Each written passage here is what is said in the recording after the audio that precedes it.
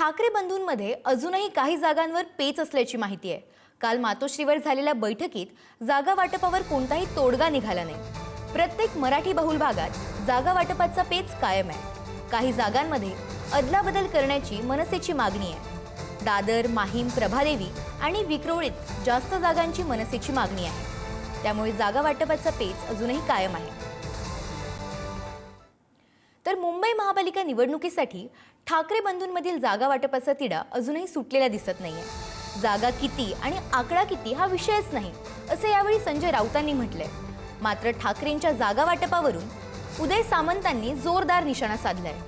मनसे UBT ticket वाटपात उद्धव ठाकरेंनी खंजीर खुपसलेला दिसेल। तिकीट वाटपानंतर राज ठाकरे आणि मनसे नेत्यांना पश्चाताप होईल असं सामंत म्हणाले।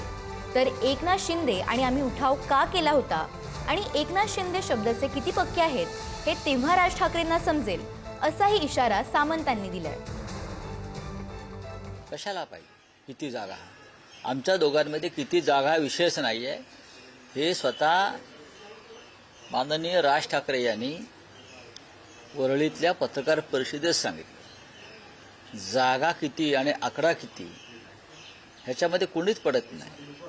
शेवटी जे काही राहणार आहे ते शिवसेना मनसे या एका कुटुंबात राहणार आहे।